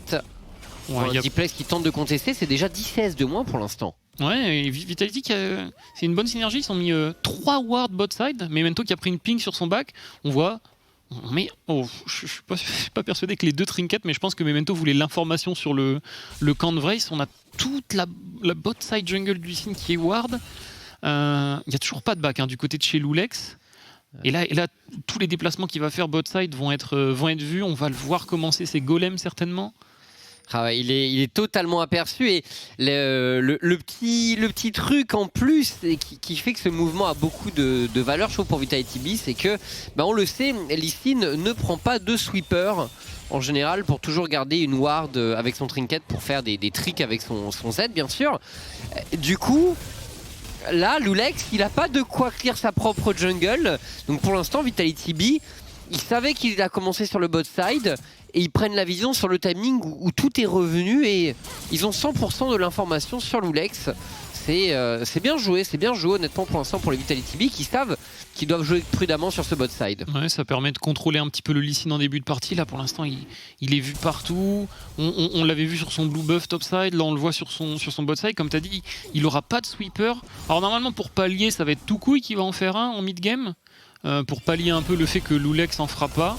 Oh et Sling qui prend cher, il y va quand même. Voilà, beaucoup de dégâts sur un Prime qui est forcé au flash out. On n'est pas très tanké avec la Séraphine, mais derrière c'est Lam qui continue à prendre l'initiative et Eslin qui n'a toujours pas sa monture et qui est là, c'est Toucouille pour sortir du buisson. Excellente téléportation du millénaire français qui force le flash out de Smiley. Toucouille enchaîne, Smiley reste à portée et Toucouille qui n'aura pas les dégâts, mais c'est déjà le first blood pour sa Akali. Ouais, bah la Akali qui avait le TP advantage, on voit Diplex qui a utilisé sa TP, mais lui à mon avis il a TP pour revenir sur la mid lane, alors qu'on a go-in du côté de chez Vitality, donc peut-être un peu un manque de communication de go-in au bot sur un timing où on est en train de TP au mid, parce qu'on voit les TP c'est plus ou moins le même timing, donc du coup Toucouille qui a directement réagi, il a pas trop hésité. On va voir là, Diplex est en train de back. Là regardez Diplex. Et Diplex il va TP au mid maintenant. Et du coup Toucouille instantanément il va TP au bot. Ouais, c'est... Du coup, je pense peut-être un petit manque de communication, parce que après, est-ce que si Diplex TP au bot sur ce timing, est-ce qu'il peut empêcher Toucouille de prendre le kill? La Rel est plus sous monture, je pense qu'il peut pas y faire grand-chose. Je pense qu'il y a au moins un mort et ouais, peut-être qu'après, je sais pas, est-ce qu'il aurait pu faire quelque chose? Diplex, il a un Ignite, ouais, mais il a switch juste après son TP, donc il l'aurait pas eu sur le bot side. Ah, je sais pas s'il aurait pu faire la différence honnêtement. Et on force le flash quand même de la part de Loulex sur ça. Memento qui était en train de back un endroit pas forcément super exceptionnel, t'es pas dans le bush, du coup on force le flash, on a eu peur du kick flash, mais je sais même pas, il est pas 6 non, il est Loulex. pas 6, ouais, non, je pense qu'on a un petit peu overreact. Possiblement, c'est vrai, en tout cas on est passé 6 pour Memento avec le farming naturel d'une Talia qui est bien supérieur à celui du Lee Sin. Loulex qui a un peu de retard et qui est toujours aperçu et par cette pink ward. Oh non, Loulex. Oh, il l'a pas vu. Oh là là là. Ah si, je pense que c'est bon. Ça y est, non, non. Non, il ne l'a pas vu. Loulex qui est spot toute la game. Oh, par contre, Prime, il a plus de flash, on rappelle. Prime, pourtant qui poke, il résiste depuis son pit, mais il va être achevé petit à petit par ce dragon. Peut-on créer un corridor de sécurité pour Prime? Il va se faire achever, mais non, c'est terminé pour le support des Game Ward. Situation terrible pour lui, le flash-in de Raven. Et l'ulti directement pour Loulex qui vient de passer niveau 6 et qui se fait totalement calmer. La poussée sismique de Memento est excellente. Et Irrelevant tombera au combat. 3 kills à 1 en faveur de Vitality B. Et comment Prime s'est retrouvé dans ce pit du dragon? C'est ce que je me demandais. Après, je pense que c'est encore une fois la ping. La ping, on a vu Loulex repartir sur les golems. Peut-être que du côté de chez Vitality, on s'est dit, bah du coup, on voit le jungle, on va pouvoir lui fermer la porte. Là, j'aurais bien aimé j'aurais bien aimé aussi, avant qu'il soit enfermé dans le pit. Parce que là, après, du coup, on match les TP. C'est un petit peu dommage, Loulex qui va essayer de dashward, ça passe pas, et derrière Irrelevant qui ne va pas flash la poussée sismique. Et du coup, faut flash. On donne un kill de plus, ça fait 3 kills pour Vitality. Et ça va donner le premier dragon. Vitality qui se met presque un K-Gold devant. On a pris beaucoup de kill participation sur toute l'équipe. Ça va être compliqué. Après, on a toujours ce 1-0 sur Toucouille qui potentiellement va pouvoir split. Et on a split du côté, on a swap du côté de chez Vitality, certainement pour pouvoir jouer cette Herald. Avec un Loulex qui va tout de même être présent sur le top 7. Ouais, on n'a pas fait le Drake exactement, mais on va tenter d'aller chercher. Bon, il y a une giga wave sur la top lane. Irrelevant qui va être coincé sous sa tour. Estlin et Smiley qui vont pouvoir prendre la position, mais la même chose pour Prime et Elam. Alors, est-ce qu'on décide de fight entre les deux équipes? Bilan des ultis, tous les ultis sont disponibles pour Vitality. Alors, je pense qu'on va peut-être pas compter. Il y a le Gnar est en train de monter. Le Gnar est en train de monter. Il y a 4 KHP sur l'Herald. Je pense que ça va être pris par GameWard, l'Herald, mais est-ce qu'on peut pas les collapse? Il n'y a pas encore de flash chez Prime, il reste quelques secondes. Ils ont quelques envies, j'ai l'impression. Attention, Estlin qui engage et Diplex, le top sur 2 joueurs finalement. Et on va tuer. Lulex est à terre. Attention à cet ulti Galio qui couvre parfaitement Smiley. Irrelevant en difficulté qui va tomber également. Memento termine le travail. 5 kills en faveur des Vitality. Ça enchaîne bien, quasiment 2000 gold d'avance. À ce rythme-là, Vitality B ne verra quasiment bientôt plus les GameWard dans le rétroviseur. Ouais, 2K gold, on a quand même récupéré l'Herald. Alors on l'a mis sur Lee Sin, pas forcément le porteur d'Herald le plus intéressant. Ça lui enlève son trinket, donc on va certainement vouloir essayer de le claquer un peu rapidement. Ça m'étonne qu'on n'ait pas fait le Drake tout à l'heure. Et du coup on voit, ils l'ont fini. Du coup Lulex l'a récupéré et Diplex qui punit bien avec son flash taunt. On savait, je pense, au niveau des summoners qu'il n'y avait pas encore. Et derrière on sécure avec un R, Irrelevant qui se fait tuer aussi. Ça fait 2 kills et on va pouvoir du coup récupérer ce Drake qu'on n'a pas fait tout à l'heure. Et à noter aussi que sur ce timing, le Gnar avait push la wave au bot, ça avait été mis sous la tour, donc le Renekton avait perdu pas mal. Au niveau du bot top de GameWard, en plus d'avoir perdu le fight, on a certes récupéré l'Herald, mais on a perdu pas mal de ressources sur le bot side. Et là on perd le Drake en plus, c'est un petit peu compliqué en termes de tempo. Ah, ça commence à devenir difficile. Est-ce que Tuku il va pouvoir sauver tout ça avec sa Akali? N'oublions pas bien sûr Elam et sa Kai'Sa. Elam qui est excellentissime également. Mais le problème c'est qu'on a une jungle et un top qui sont un peu hors du match côté GameWard. Ouais, bah, c'est surtout que du côté de chez Vitality, il n'y a pas vraiment beaucoup de questions à se poser. Je trouve que ce genre de composition, c'est des compositions assez faciles à jouer. Là où du côté de chez GameWard, va falloir trouver... C'est dur de jouer un Lee Sin là-dedans, une triple frontale, il va falloir trouver des insectes. Tukui qui va devoir jouer avec sa Akali au millimètre. Alors qu'en face, bon, bah, globalement, c'est une compo de teamfight un peu pressère. Oui. Donc à voir. Très très efficace. Est-ce que Tukui va pouvoir... casser le bloc, le collectif des Vitality B en teamfight? Honnêtement, rien n'est moins sûr. On voit les golds avec beaucoup de retard du côté de Lulex. Les 1000 golds de moins pour le jungler français. Ouais, le pick Lee qui pour l'instant a un peu de mal et au final, je pense vraiment que ce gros travail de tracking en early game de la part de Vitality, on a quasiment été au courant toute la game de où était Lulex en face. Il avait vraiment aucune opportunité et ça paye. Oh, l'ulti pour Irrelevant, on est vraiment... On est assez insecure pour le joueur des GameWard, mais en même temps son équipe est en difficulté. Il a personne sur son side pour l'aider. Tout le monde est au top du côté GameWard, tu en parlais. On veut forcer un héros de la faille. Ça va être difficile de prendre cette... Est-ce qu'on va pouvoir prendre cette première tour? Est-ce qu'on veut dive du côté des GameWard? Ok, ouais, on va juste mettre les plates. Oula, c'est un peu deep. Ok, ça va. Parce que ouais, on a vu, il y avait la Talia qui avait décalé avec son R, il y avait le Galio qui pouvait R aussi. Je pense que c'était vraiment pas un dive qu'il fallait prendre. Et je pense que Irrelevant, il a eu peur de la Talia qui pouvait venir aussi avec le mur de la tisseuse.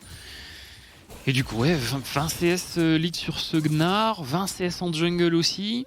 On a 100% de KP pour l'instant sur Memento avec sa Talia. Ouais, quel game de Memento. Ouais, il a quasiment... Bah, c'est lui qui est le top farm de son équipe et quasiment le top farm de la game aussi. Et on a un Drake dans 2 minutes. Pour l'instant, on reste comme ça du côté de chez GameWard et de chez Vitality. On laisse les bot lane sur le top side de la map. Et ouais, tout le monde fait un petit peu son bout de chemin. Ça slow la game. Je sais pas à qui ça profite le plus en termes de scaling. On sait que bon, Kai'Sa, c'est vraiment pas mauvais, mais bon, en face, on a quand même une Xayah qui joue sur les crits. Et je pense que plus ça avance, plus le Gnar il a des facilités contre le Renekton. Hein. C'est sûr. Mais après, faut penser au premier mythique déjà. Et je sais pas si on va pouvoir l'obtenir côté GameWard pour le premier dragon, alors que du côté Vitality B, ça semble quand même très bien engagé. Est-ce qu'on l'a sur Xayah, là, le premier mythique? Non, elle a fait Berserk. Il n'y a pas encore de mythique pour l'instant. Il y a juste le Goredrinker de Lee Sin. Là où sur la Taliyah, pour l'instant, on a... Ah non, on a le mythique aussi. Les deux jungles qui ont leur mythique. Ah, la Taliyah fait vraiment beaucoup. Alors après, il est parti sur un Liandry. Oui. Ouais, pas Liandry. Un Luden. Effectivement, ça peut sembler étonnant étant donné que la tankiness de GameWard est plutôt sujette à discussion. On n'est pas très tanky pour les GameWard. C'est surtout que à côté, on a un Galio. Et Galio, c'est pas forcément ce qui va deal le plus en teamfight. Il a sa Rocket Bell pour dire d'aller chercher des taunts, mais j'aurais plus vu un Luden, surtout au vu de sa situation dans la partie, pour essayer de snowball un peu solide. Parce que bon, on est sur 135 creeps pour Memento. Ouais, très très grosse game de l'ancien jungler LEC et les Vitality B qui, dès que Memento est dans le coin, contrôle complètement. Attention, Prime qui tente d'être agressif avec Elam, mais c'est difficile. Cette Xayah répond. Quelques contrôles ici, mais la Rel tient tranquillement le choc. Lulex dans le Fog of War. Est-ce qu'on peut faire un play du côté des GameWard? Ouais, il y a beaucoup de monde autour de ce bot side. Après, dans tous les cas, c'est le Drake dans 5 secondes. On a les TP pour les top laners. Lulex qui pourrait être... Il va éviter... mais il a bien compris qu'accéder à ce buisson serait difficile. Une pink ward pour lui donner un peu de vision. Vitality B est bien installé, honnêtement. Est-ce que GameWard peut trouver une ouverture? Et puis on a Elam qui est un petit peu low aussi, là où Smiley s'est tout remonté. Je suppose qu'il a Bloodline. Là où du côté de la question on l'a pas forcément. Et le healing de Seraphine, c'est pas forcément non plus trop ça. On essaye de se fight un petit peu la vision dans le tribush bot side. On voit que ça se bataille un petit peu aussi au mid pour la priorité, pour éviter qu'il y en ait un des deux qui aille en avance au bot, parce que ça peut aller vite. Hein. Au final, Lulex, même s'il est un peu derrière, s'il trouve une bonne insect, quelque chose avec un ulti, une TP de tout couille, ça peut aller vite et on peut ne pas avoir le temps pour Diplex de venir, mais rien ne se passe spécialement. Et avec la tempo, c'est Vitality qui récupère le deuxième Drake et la tourelle bot. Du coup, on accentue avec 3 K-Gold d'avance. Ouais, encore cette wave sans doute du côté de la duo lane Vitality B. Après on va, je pense, repasser sur le top 7 de la map ou au moins venir couvrir par la mid lane parce qu'il y a un héros de la faille à jouer. Et côté Vitality B, eh bien on est... ça coule de source, j'ai envie de dire, cet enchaînement avec un Raven qui est bien devant également au niveau du farm. Bientôt 2000 gold d'avance pour Raven dans son match-up direct. C'est colossal. Et ça veut dire que pour les GameWard, ça va être très difficile de jouer les prochaines minutes. Ouais, le top jungle Vitality qui est vraiment loin devant. Et j'ai vu juste avant qu'on swap sur les gold, Toucouille qui a fait un Night Harvester. Oui. Je suis pas forcément super fan. Déjà, t'avais parlé de la proto-belt. Okay. Ah, oh, le burst ici, il a... tu touches quand même? Il a mis son ulti quand même, il y a eu le CD qui est parti. Attention, Memento, l'ulti de Diplex qui est arrivé. Austin qui se jette dans la bataille avec sa rel et qui fait la différence. Les CC sont appliqués. Lulex est hors d'état de nuire. 7 kills à 1 en faveur de Vitality B. Ouais, Irreleven qui était un petit peu mal positionné, s'est fait punir par le Gnar. Et après, on a vu Vitality qui avait la priorité. Ils ont back avant, la botlane est là avant, puis on a l'ulti Galio. Et tout coup, c'est difficile pour lui. Il est obligé d'investir une TP s'il veut join ce fight. Et c'est pas vraiment un fight qu'on veut rejoindre. Du coup, ça fait 2 kills en plus pour Vitality. Des golds qui vont encore sur ce Gnar, encore sur cette Taliyah qui a toujours 100% de KP. Et là, on va commencer à se demander comment on va faire pour GameWard, pour gérer ce Gnar en split et cette Taliyah. On a un mythique sur tout le monde du côté de chez Vitality, là où on n'a pas encore le mythique du côté du Renekton. On l'a pas encore sur la Kai'Sa. Ouais, l'écart il est vraiment important entre les deux équipes pour l'instant. Et Vitality B qui est un héros de la faille à jouer pour en plus a priori fixer GameWard et ne prendre aucun risque pour le prochain dragon. Là on est naturellement sur la route des 3 dragons pour Vitality B Et je vois même pas comment Game Ward pourrait résister. Attention, Raven, ok, on ratisse la zone. Et on essaie de mettre quelques AOE, tout coup qui prend des dégâts, mais il n'y a pas grand chose, enfin pas trop de danger finalement pour le mid laner des Game Ward. Ouais, c'est surtout que de toute façon l'ulti du Gnar, le CD est assez court et il utilise ses phases de transformation pour dire de le mettre. Quand il va être contre le Renekton en top lane, il en a pas vraiment besoin pour avoir la pressure sur lui. Et ce qui me fait peur, c'est que c'est aussi une âme océan, là où on répète un petit peu récemment que les Drakes c'est pas forcément une énorme win condition, mais l'âme océan, ça force des anti-heals. Souvent même l'anti-heal à 60%, donc la complétion du légendaire. Et ça fait beaucoup de gold. Et quand on est derrière comme ça pour les Game Ward, c'est difficile d'aller chercher un anti-heal facilement. Surtout qu'il n'y a pas forcément de porteur super intéressant. Parce que sur la Kai'Sa, on n'a pas forcément un anti-heal facile. Peut-être sur la Akali, mais... Ouais, mais t'as pas envie que tout coup il passe par ce stade-là. On a trop besoin de ces dégâts. Du côté des Game Ward, on a trop besoin qu'il aille chercher des objets de dégâts purs plutôt que de l'utilitaire. Attention, Memento qui se jette dans la mêlée, qui est contrôlé par Prime. Et l'aggro de la tour pourrait faire très mal. Memento qui pourrait tomber malgré la couverture de Diplex et de son Galio. Le kill est en faveur de Prime. Dommage que ça part sur le support. L'ulti de Raven pour gagner du temps. Loulet qui se jette dans la mêlée. Et derrière, un Ward Trick pour se repositionner. Ok, on prend ce kill du côté des Game Ward. Il y avait des golds, il me semble, bonus sur Memento. Mais je suis pas sûr que ça change la situation du prochain dragon. Il y avait un petit shutdown. Peut-être qu'on s'est vu un petit peu trop beau. On avait quand même réussi à forcer la Gale Force et le flash de la Kai'Sa. On aurait peut-être dû s'en contenter. Memento qui a utilisé sa stopwatch, je pense pas qu'il avait son Zonia complété. On pose l'Herald malgré une mort. Un peu tôt ce Herald, je suis surpris qu'il ne le fasse pas sur la wave. Ah, peut-être parce qu'ils savent que ça reset en face. Et du coup ils veulent mettre les dégâts. Ouais, mais du coup on va pas récupérer la tour. Il va falloir forcer un petit peu plus. Après, la bot lane de Game Ward est un petit peu low. Je pense qu'ils sont forcés de back. Et on va pouvoir quand même récupérer la tourelle. Oh, les bons dégâts et l'âme. Forcé peut-être au reset ici. Toucouille qui doit jouer un peu seul devant cette tour. Le Shuriken ne touchera pas. Et ce dragon sera bien pour les Vitality B. Memento est déjà en position. Les Game Ward n'ont pas d'informations sur ce bot side. Ouais, on a décidé de sauver cette tourelle mid pour sacrifier en sacrifiant le Drake. Est-ce qu'on aurait pu le jouer ce dragon de toute façon? Toukouille un peu en solitaire là, attention l'arrivée également de Diplex avec son Galio. Toukouille utilisant son R2 pour se repositionner, choisir la retraite vers sa T1. Mais dans tous les cas, pour les Game Ward, on sent qu'on ne trouve pas de bonne solution dans ce match. Et dans 4 minutes et quelques, c'est l'âme des océans pour Vitality B. Sans doute le point de non-retour dans ce match. Ben ouais, surtout que là, sur ce genre de timing, le Gordrinker Sterak sur le Gnar, c'est compliqué. Alors du côté de chez Memento, on a fait un anti-heal. Du coup, on n'aura peut-être pas le Zonia, mais on va quasiment avoir 2 items sur tout. Il y a 2 items sur Xayah, 2 items sur Gnar. Je pense que Taliyah aura potentiellement son 2e item. On voit que le Galio part aussi sur un Zonia. Et du coup, on va certainement devoir fight ce prochain Drake avec 2 items contre potentiellement un ennemi en face. Et c'est compliqué quand il y a ces Zonia qui se rajoutent, ces Sterak, ces items qui apportent beaucoup d'utilitaires. Déjà qu'on a un peu de mal en teamfight au vu de la composition qui a été draftée.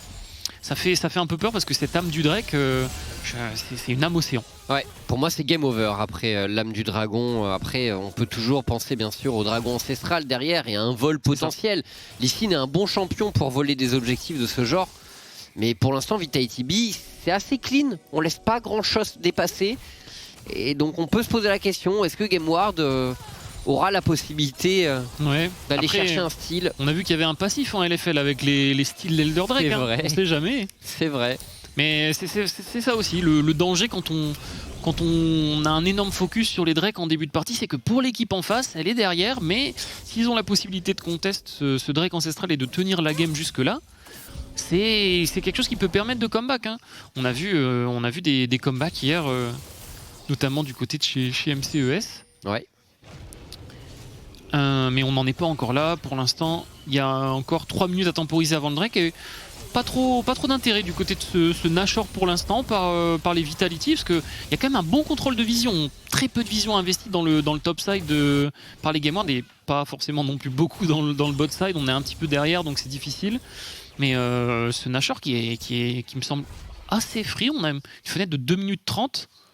Est-ce qu'on va essayer d'aller Baron avant Dragon ou est-ce qu'on va jouer la sécurité côté Vitality B, puisqu'après bon, la logique c'est que accéder au Baron est bien plus facile une fois que tu as une âme des océans pour teamfight. Parce que là du côté de chez Vitality on a investi énormément de vision sur ce Baron et il n'y a pas forcément quelque chose qui laisse penser qu'ils veulent le faire plus que ça.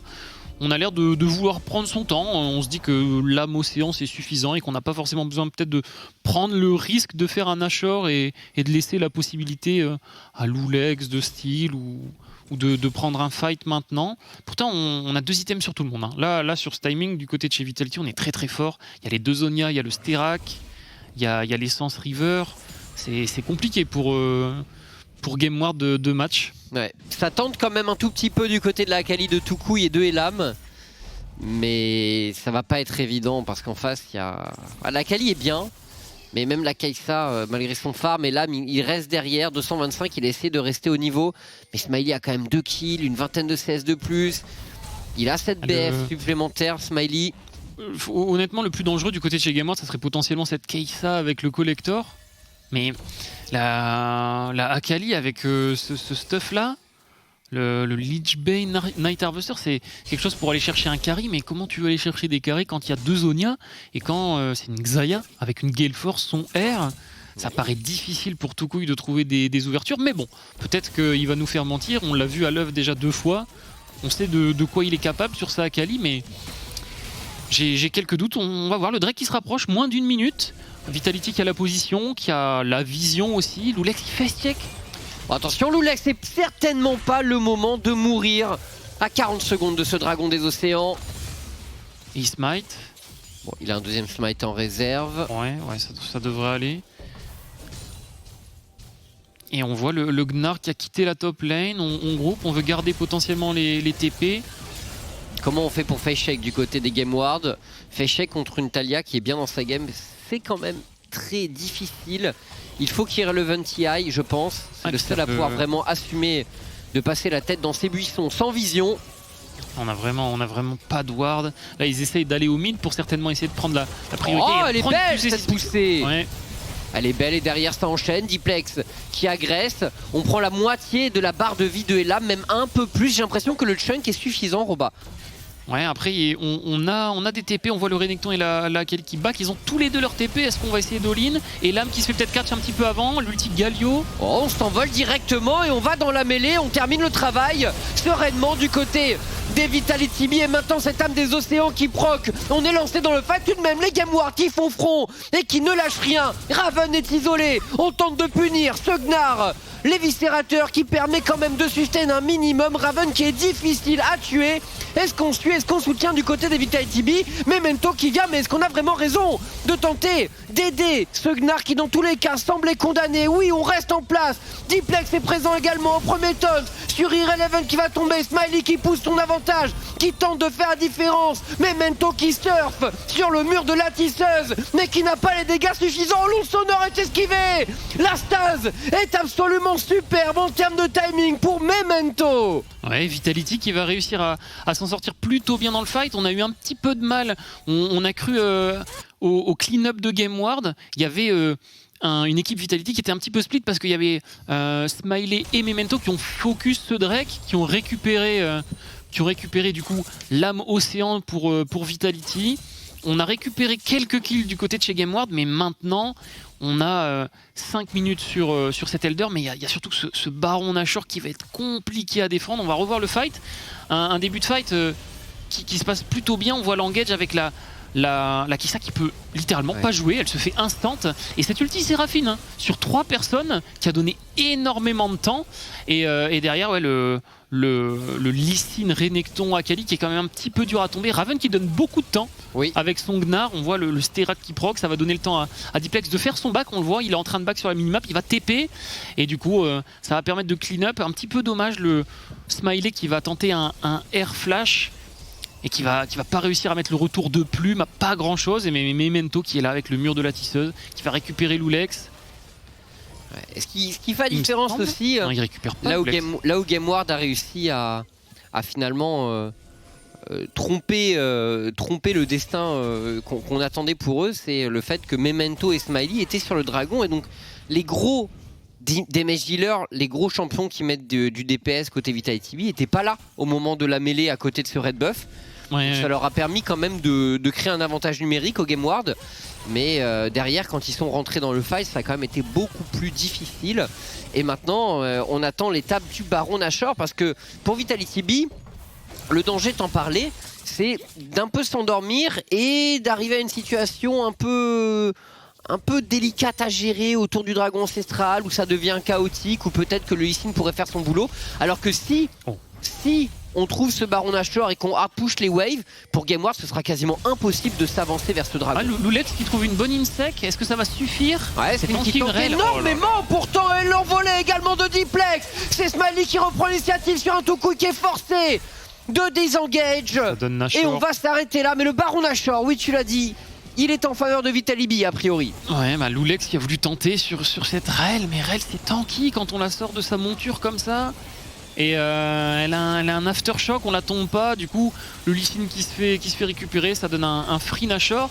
Et au final, on s'endormait peut-être un petit peu trop du côté de chez Vitality.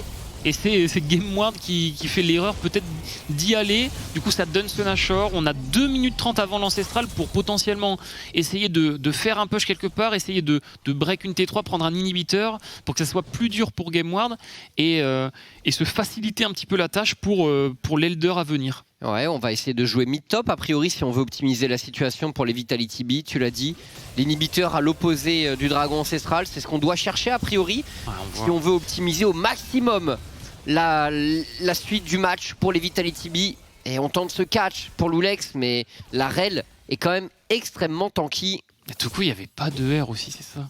Du coup, il n'y avait pas de R sur le move là au top. Du coup, il pouvait pas go in. Et dans tous les cas, je pense qu'il pouvait pas vraiment go in. Mais peut-être qu'il y avait eu le R, ils auraient pu burst la Rel et sortir. Et là, du coup, ouais, on est, comme tu as dit, mid-top. C'est logique. On essaye de break à l'opposé. GameWard qui essaye de défendre un petit peu plus le top. Là, on force le mid du côté de chez Vitality. Le Gnar qui est envoyé topside. On voudrait réussir à break cette T3 qui va peut-être tomber avec le canon qui est boosté par le buff Nashor. Oh, Prime qui tente le play ici, ça ne passera pas. C'est un R goal. Et derrière, on enchaîne côté Vitality B. Toucouille tout de même qui se jette dans mais les petits faire l'exploit.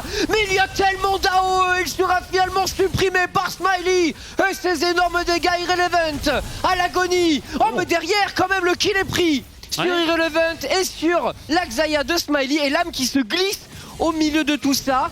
Mais est-ce que ça change la donne? On finit le match là, Roba? Je pense qu'au final il reste la Kai'Sa, mais comment elle gère ce Gnar qui est full life? Ils ont le buff Nashor, elle va se faire go in par Rel certainement. On a encore un flash. Ouais, on y va, le flashing de Raven et ça connecte.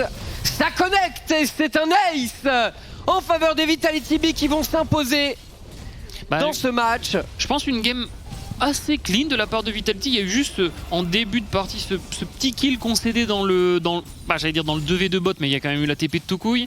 Et peut-être ce fight pour le Drake Océan où on se fait un petit peu peur, mais pas tant que ça au final. Et je pense que c'était quand même un sujet assez maîtrisé de la part de Vitality. Oui, on a vu l'early game très convaincant et on a vu aussi l'impact d'un pick jungle archi-méta comme Taliyah versus un pick jungle comme Lee Sin qui n'est pas au top de sa forme actuellement dans le jeu et qui a beaucoup galéré en début de partie à tenir le rythme du cycle jungle, qui s'est fait catch.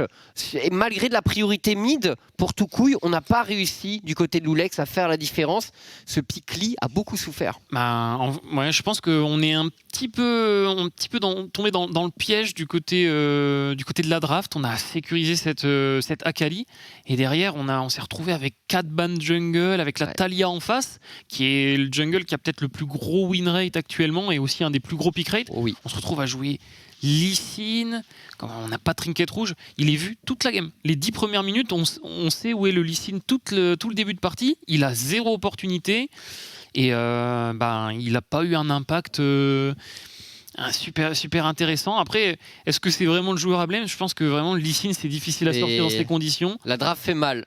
Fait mal, mais on va parler de cette masterclass d'early game, justement, de toute cette vision, je pense, du côté de l'analyse desk. Messieurs, c'est à vous. Merci beaucoup Chips et Robalas, effectivement si vous cherchez des analyses vous êtes tombés au bon endroit. Messieurs, Marek, Tréton, victoire donc de Vitality, on en parlait en off et on a ce sentiment latent que la machine des abeilles est véritablement en marche. On a parlé Tréton, hein. On est content de nos pronos aujourd'hui. On est content et on est surtout content pour les fantasy points parce que j'ai mis Smiley et je crois qu'il m'a mis très bien ici avec cette Xayah qui a été bonne. Pourtant en termes de 2v2 il y a eu des petites erreurs du côté de Vitality. On allait un petit peu trop loin, on s'est fait punir, on a donné un kill du côté de Aslin, mais globalement la gamme elle était maîtrisée et ça a commencé par la très belle vision qui a été posée en permanence par les Vita. On est bien d'accord, là on voit justement le premier trade pour les Vitality qui est parti très mal Marek. Alors on va s'attarder un petit peu sur la draft si vous me le permettez, puisque on a eu des ouvertures, une ouverture notamment en Kai'Sa. De l'autre côté, on répond, on ne sait même pas que choisir chez les Vitality. Au final, on a une Taliyah. On voit qu'elle a été extrêmement clutch. Enfin, est-ce qu'on a pris le bon angle simplement d'après vous ? C'est vrai que la Kai'Sa First Pick coûte très cher. En effet, le pick est bon, mais il y a quand même d'autres ADC qui brillent actuellement. Et là, on se retrouve avec un match-up jungle Taliyah contre Lee Sin. Et là, on a pu voir encore une fois qu'on ne peut pas vraiment sortir de la méta en jungle. C'est trop dur. Ouais, deux champions d'un autre temps, hein, si on suit les tendances d'aujourd'hui. Est-ce que tu es d'accord avec ça, Tréton ? Oui. Off-méta jungle, c'est pas forcément une super idée ? Ça fonctionne pas du tout et surtout encore plus contre Taliyah. Et déjà, Taliyah de base, elle laissait open, c'est extrêmement osé. Donc écoute, on voit juste la différence entre les champions de jungle méta et ceux qui ne le sont pas, et ceux qui sont méta sont véritablement broken. Bon, parlons un peu plus du jeu maintenant, plus des mécaniques, des plays, de la macro. Quadra Dragon pour Vitality. On a magnifiquement géré tout ce qui est Herald, objectif neutre. Enfin, ça snowball un petit peu dans tous les sens. Est-ce qu'on attribue seulement cela à Taliyah ou est-ce qu'on a quand même d'autres choses à point out ? Moi, je pense que c'est vraiment un travail, c'est vraiment du collectif. Depuis que Vitality se sont relevés, on enchaîne les mêmes patterns de game entre guillemets. On est très clean sur tous les phases de jeu. On tente pas de dinguerie sur la map. On joue vraiment de manière très méticuleuse. Il y a moins de on dinguerie, les games et ça joue juste de manière solide. On joue bien les fights. Il y a eu un petit move au mid d'un moment où on a essayé d'aider Memento sur une erreur, mais à part ça, c'était vraiment très clean. On a bien joué les teamfights. Et là, l'avance était trop grande. Hein. Quand il y a eu l'Amocéan, etc. Là, on a cru à un comeback de Game Ward, mais finalement après, quand on voit l'avance de Vitality, leur scaling et l'âme du dragon, on sait que voilà, c'est ce qui explique notamment pourquoi Raven met autant de temps à décéder sur cette action. Alors, bien sûr, chez les Game World, on attendait beaucoup la Kali de Toucouille. Est-ce qu'elle a show up, messieurs ? Une game compliquée avec un Galio mid, bien sûr. En vrai, en soi, en termes de phase de lane, il a quand même bien dominé. Il a pris 10 d'avance, il avait le push, donc il a fait le travail qu'il devait faire. Et pourtant, dans le match-up Galio, c'est pas si simple, c'est pas aussi gratuit. Par contre, après, c'est vrai qu'en termes de teamfight, on en a déjà parlé, mais rentrer contre Taliyah, rentrer contre Galio et rentrer contre Rel, le stun de Rel est aussi très problématique, que ce soit pour Lee Sin ou que ce soit pour Akali. C'est deux champions qui, forcément, contre ces champions-là, ont beaucoup de mal, et du coup, ça n'a pas très bien fonctionné du côté des Game Ward. Fallait snowballer leur les games, mais ils n'ont pas réussi à le faire, malheureusement. Malheureusement pour eux, mais pour les Game... Oh, la bouteille a disparu, incroyable. Malheureusement, pas de victoire pour terminer cette seconde semaine. On a aimé le côté clutch qu'a apporté Prime à sa Séraphine. J'ai beaucoup apprécié personnellement. Flashing ult et tout. En fait, le problème, c'est que si c'est une Séraphine qui t'engage, il y a un problème dans ta compo quand même. Ouais, mais ça rappelle Sona. Et à l'époque, Sona, ça faisait des flash engage aussi. Non, Séraphine, t'es en follow-up. T'es en follow-up. C'est pas un engage principal et on voit pourquoi ici. Il a fait son flashing. Il touche au moins 3 personnes, c'est ok. Non, mais c'était de la counter engage. Là, quand il a essayé d'engage en principal, vraiment, quand c'est lui, c'est infâme. C'est un peu comme Rakan. T'as toujours envie d'avoir un mec qui va dans la mêlée en premier et tu suis derrière et t'enchaînes. Et là, le teamfight il est très bien setup. Mais bon, ils sont pas forcément réussi à le mettre en place côté Game Ward parce que Vitality B a très bien joué, faut le dire. Excuse-nous de rien connaître au jeu du support, Tréton, bien sûr. Non, mais... Excuse-nous véritablement. Bon, la courbe gold sans appel. On a quand même été vivant chez les Game Ward, notamment dans cette laning phase mid lane qui aura extrait quelques golds d'avance. Mais la victoire de Vitality B est sans appel. Vitality B, 2 victoires d'affilée. Ils nous ont fait un peu peur. Après, ils nous ont montré que ils étaient au niveau auquel on les attendait. C'est avec impatience que j'attends. Misfits Vitality, ces deux équipes semblent vraiment être au top actuellement. Ce sera un beau match. Les botlane, c'est en plus les botlane suédoises contre botlane polonaises, etc. Il y a beaucoup d'histoires à raconter et c'est deux botlane qui sont censées être très très impressionnantes en LFL. Tu poseras la question à Eusline tout à l'heure, mais avant ça, le MVP, bien sûr. Est-ce qu'on va chercher dans la botlane? Ça me paraît naturel. Connaissez-vous ce Cariadé MVP de la saison Summer 2020? C'est Smiley qui le C'est Smiley, très clairement. Voilà, je pense qu'on est tous d'accord. Diplex, donc. Ah ouais? Non. C'est Carnage qui sait quoi. Okay, tu sais, dans l'oreille, c'est un zoo véritablement pour moi.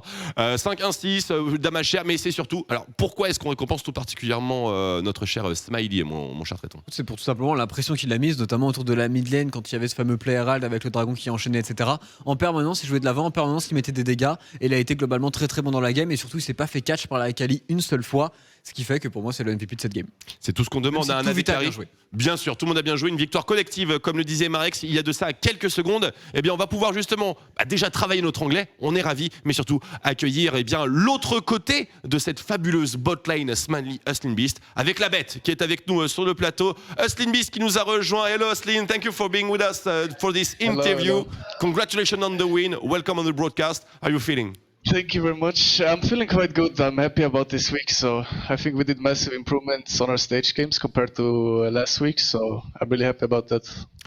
We totally agree on the stepping up of the team. Of course, a lot of differences between week 1 and week 2.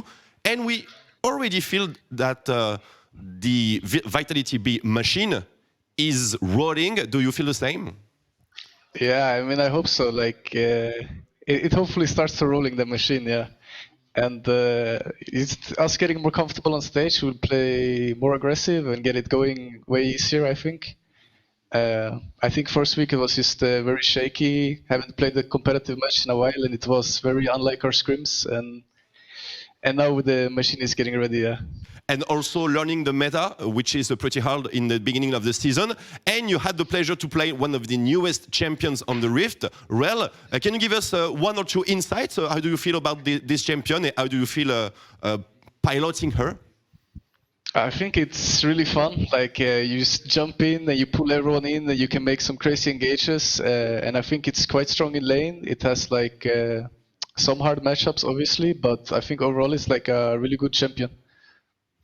We agree on the desk, especially Triton, which is quite an expert on this champion. Eusline, we have the other side of the bot lane of this very successful bot lane that you formed with your teammate Smiley. Wherever you are, including Gamers Origin, because you were there a few years. Sorry for my English. Yeah. Ferme la traiton. Can you explain to us why are you so successful and why are you also so stable in your performances? I don't know really. Like, I think we just match really well. Like the way we want to play our lane, especially. And then I know if Smiley gets ahead, I can always rely on him to actually carry. When I make the crazy engage, I do some crazy shit, crazy stuff. And then I know Smiley is gonna be there and he's gonna clean up. So. So I think it's like a good match, us together. And yeah, we have a lot of pleasure watching you play, watching you win also. Last question for Triton, and we have to free you. Vas-y, Triton. You were considered like the best bot lane last year. Now there's Woolite and Jack Troll that came up into the LFL. What's your thought on this bot lane? I think they're really good. I think this is like the biggest competition. I would say for us, like as bot lane, like 2v2, they play really aggressive and they're just really good and they know how to punish your mistakes in lane. So it will be really fun meeting them and then we will see. Maybe the toughest opposition you will have for the first matches. Thank you so much for answering to this interview. Do you have any last words to tell us on the broadcast for some friends, for some flaming too? Well, whoever you want. I'm not sure. Like, who am I playing next week? If I'm playing Easy Dream, then I'm sending Viking to Valhalla. And other than that, I just want to say thanks to all the Vitality fans, wishing us good luck and supporting us even through last week. And thank you guys for having me. You're very welcome. Thank you for the kind words. Have a good week. Rest well, and also blow some kisses to the rest of the team, especially Duke if you can find him. Yeah, I will try. Thank you so much, Austin. Have a good one. Have a good one. Congratulations again on the win. Ouh, les interviews anglais, on va step up les mecs, on va step up, c'est incroyable. Mais ce qu'on vous réserve, c'est bien sûr les interviews de Marex parce que il vous le dit pas, mais il a un petit truc qui est vachement sympa. Bon, messieurs, on est bon. Ça fait plaisir d'avoir Austin sur le desk. Alors pour résumer très rapidement. Bien sûr, quelques mots très très sympas. Un énorme match avec son coéquipier de toujours, très à l'aise avec la méta. La machine Vitality TV est en marche et bien entendu, il attend avec impatience les prochaines rencontres, notamment celle contre Missis Première. Et puis il trouve Rel comme étant un champion qui est extrêmement fort dans la méta, même si c'est situationnel et que ça a des counters. Et aussi, je lui ai parlé de Woolite et de Jack Troll, et il y avait beaucoup de respect. Il respectait vraiment cette botlane. Il les trouve très agressif et très très fort. À voir comment ça va se passer. Du coup, et très pressé de voir ce match-up en bottom lane. J'aimerais bien les voir en LEC un jour. Hein. Et le long terme qui parle, on voit que ça fait vraiment longtemps qu'ils jouent ensemble. C'est rare de voir des joueurs aussi longtemps rester ensemble. On sent qu'il y a une certaine complicité entre les deux joueurs. Oui. Que ça aide énormément au niveau de la gamme. Il en rigolait même et il disait que voilà, ils pouvaient compter l'un sur l'autre. Et je pense que c'est vraiment ce qui fait la force de cette équipe. On en parle toujours de leur botlane. La duo suédoise, c'est bien ça, si je ne me trompe pas au niveau des nationalités. Elle est absolument merveilleuse. Elle nous donne énormément de beaux jeux depuis de nombreuses années sur la scène française. Donc bien sûr, Hustlin Beast et XD Smiley. N'hésitez pas à aller leur rendre hommage. En plus de ça, ils se sont mis récemment au jeu du taunt. Ils ont quelques petits bangers. Smiley. Très chaud. Il y a eu un tweet hier sur Solari. Je vous conseille d'aller voir sur son profil Twitter. Excellent. Moi, je pense que ce sont deux follow qui sont archi worse. Et mesdames et messieurs, eh bien c'est l'heure de partir en break et de se préparer pour le second match de la soirée. C'est pas n'importe quel match, bien sûr, puisqu'on aura les MCES, bien sûr, tout récemment vainqueurs. On a eu Bukada durant le pré-show. Il est très très impatient pour cette affiche parce qu'ils affrontent nul autre que la Carmine Corp. MCES contre K-Corp. C'est tout de suite sur OTP LOL, bien entendu. À tout de suite.